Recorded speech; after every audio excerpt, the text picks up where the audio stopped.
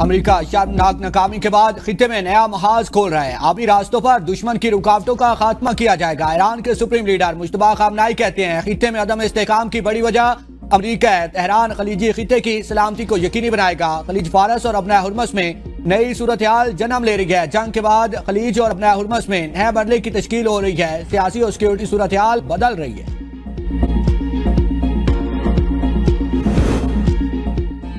پنجاب میں امن و امان کی صورتحال بہت بہتر، قانون کی بالادستی یقینی بنا رہے ہیں۔ وزیر اطلاعات پنجاب اسما بخاری کی نیوز کانفرنس، کہا کچے کے علاقے کو آپریشن کر کے کلیئر کرایا گیا۔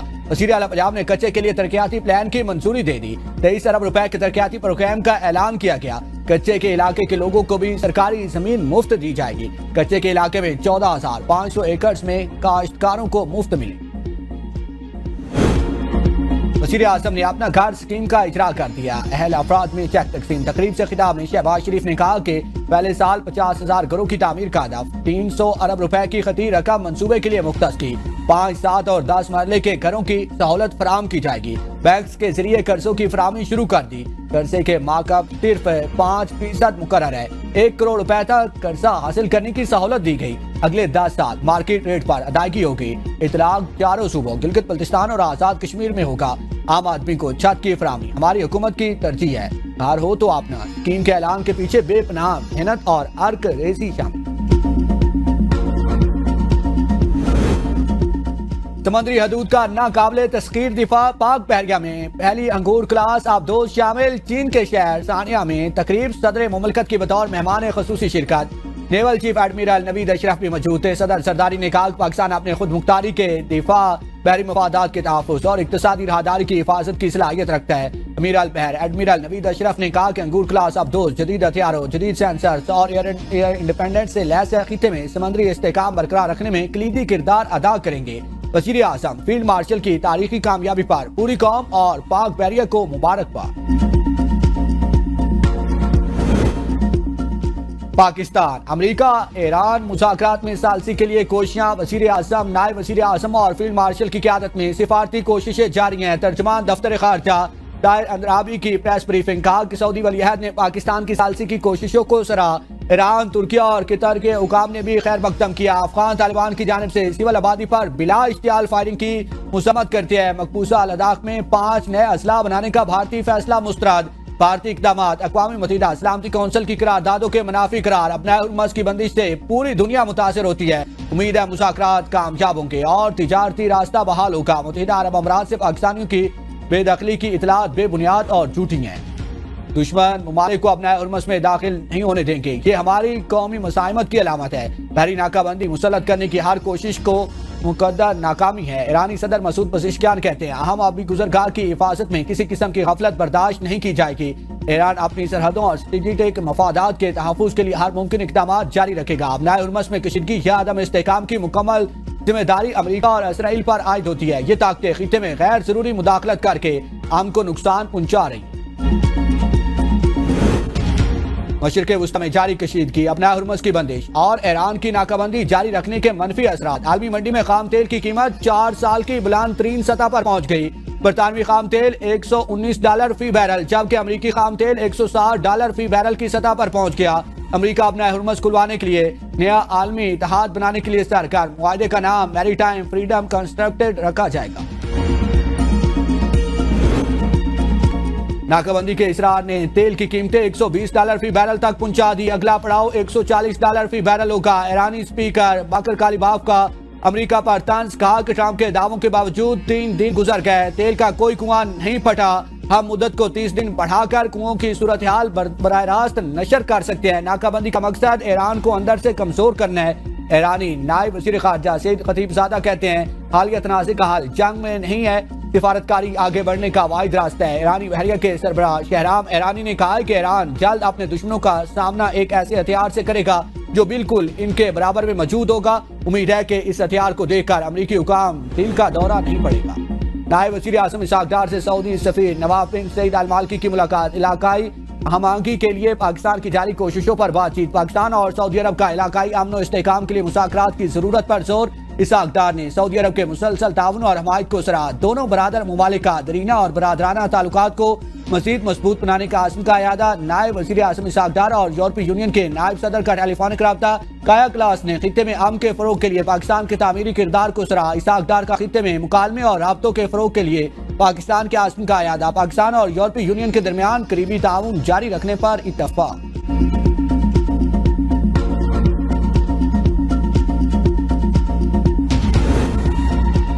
وزیر دفاع خواجہ آصف، وفاقی وزیر طارق فضل چودھری اور رکن قومی اسمبلی ملک محمد ابرار کی شہید اسکواڈرن لیڈر عثمان یوسف کے گھر آمد۔ مارکے حق کے شہید کے اہل خانہ سے ملاقات، خراج عقیدت پیش کیا۔ خواجہ آصف نے کہا کہ اسکواڈرن لیڈر عثمان یوسف شہید نے وطن کے دفاع کے لیے اپنی جان کا نذرانہ دے کر قوم کا سر فخر سے بلند کیا۔ طارق فضل چودھری کہتے ہیں شہداء کی قربانیاں قوم کے عزم، حوصلے اور استقامت کی علامت ہے۔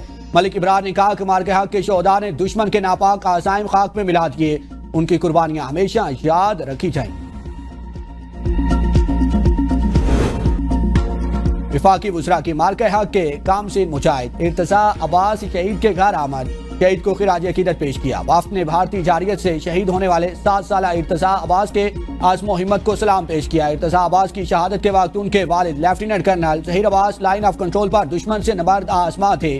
وزیر اطلاعات عطاء اللہ تارڑ نے کہا مارکہ حق میں جرأت کے نشان کامسین مجاہد ارتضیٰ عباس کی شہادت نے قوم کا سر فخر سے بلند کر دیا۔ مصدق ملک نے کہا کہ شہداء کی لازوال قربانیوں سے قوم کے حوصلے مزید مضبوط ہوئے ہیں۔ وجیہ قمر کہتی ہیں شہداء کے اہل خانہ صبر و استقامت کی علامت ہے، قوم ان کے جذبے کو قدر کی نگاہ سے دیکھتی ہے۔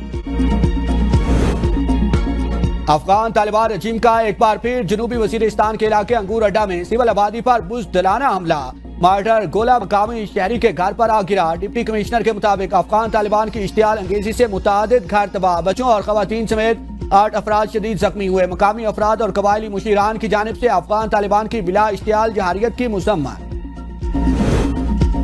وزیر اعلیٰ پنجاب مریم نواز کا کچا ایریا میں 23 ارب روپے کے ترقیاتی پیکج اور اپنا کھیت اپنا روزگار پروگرام شروع کرنے کا اعلان۔ 14,500 ایکڑ سرکاری اراضی کچا کے لوگوں کو دینے، کچا کے لیے ٹرانسپورٹ اور کلینک آن ویل بھیجنے کا حکم۔ کچا ایریا میں 300 طلبہ کو ہنار اسکالرشپ اور 300 کو لیپ ٹاپ ملیں گے۔ اجلاس میں کچا ایریا کے لیے ناجائز اسلحہ کی واپسی کے پلان کی منظوری۔ مریم نواز نے کہا کہ کچا کو ترقی دے کر محفوظ، مثالی اور بہترین علاقہ بنائیں گے۔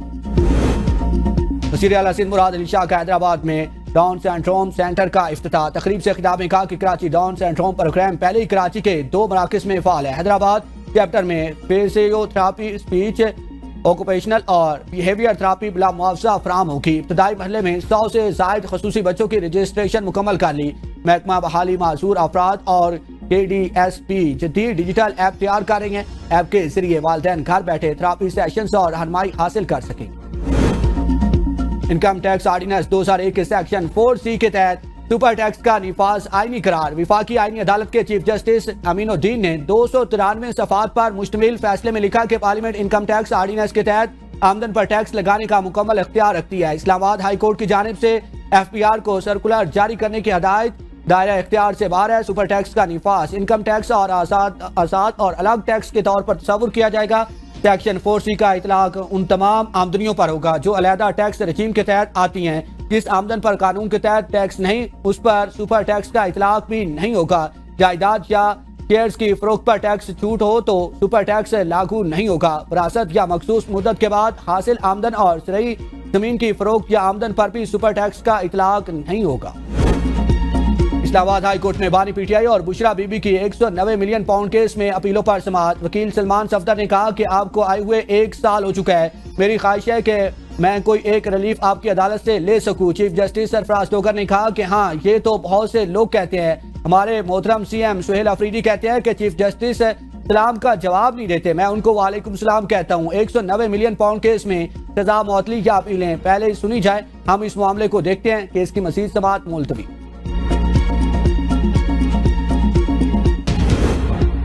ٹک ٹاکر ثنا یوسف قتل کیس کی سماعت۔ وکلا صفائی کی جانب سے استغاثہ کے مزید 4 گواہان پر جرا مکمل۔ مجموعی طور پر استغاثہ کے 17 گواہان پر جرا مکمل کر لی گئی۔ مزید سماعت 4 مئی تک ملتوی۔ اسلام آباد ہائی کورٹ کے 3 ججز کے تبادلے سپریم کورٹ میں چیلنج۔ لاہور بار نے درخواست میں موقف اختیار کیا کہ ججز ٹرانسفر آرٹیکل 2A کے منافی ہیں۔ اس عمل میں شفافیت کا فقدان ہے۔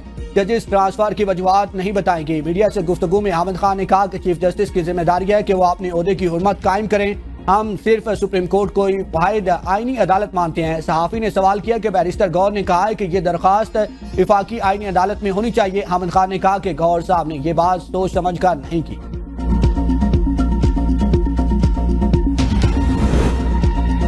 پی ٹی آئی کی اندرونی لڑائی شدید، سینٹ گروپ میں سینیٹر آپس میں لڑ پڑے۔ مشال خان یوسف زئی کے وائس نوٹ نے گروپ میں ہلچل مچا دی۔ اس رائے کے مطابق فلک ناز چترالی سمیت خواتین سینیٹرز نے مشال یوسف زئی کو آڑے ہاتھوں لے لیا۔ مشال یوسف زئی نے اوورسیز پاکستانی اور خاموش بیٹھنے والے سینیٹرز پر تنقید کی تھی۔ مشال کے وائس نوٹ پر سینیٹر فلک ناز چترالی نے کہا کہ تم ہوتی کون ہو؟ دیگر سینیٹرز نے مشال کو جواب میں کہا، کیا تم بشرا بی بی اور بانی کی بیٹی ہو جو سب کو لتاڑ رہی ہو؟ Chairman P T I barrister گور اور سلمان اکرم راجہ سے مشال کے خلاف پارٹی ڈسپلن کی کارروائی کا مطالبہ۔ اسرائیلی بحریہ نے غزہ کے لیے امداد لے جانے والے سمودھ فلوٹیلا کو روک لیا۔ 50 کشتیوں اور امدادی کارکنوں کو حراست میں لینے کی تصدیق۔ امدادی تنظیم کا کہنا ہے کہ ان کا امدادی کارکنوں سے رابطہ نہیں ہو رہا۔ اسرائیلی فوج نے ڈرونز، کمیونیکیشن، جیمنگ ٹیکنالوجی اور مسلح اہلکاروں کے ذریعے بحیرہ روم کے وسط میں فلوٹیلا کو روکنے کے لیے کارروائی کی۔ اب تک کے لیے اتنا ہی، دیکھتے رہیے B42 نیوز۔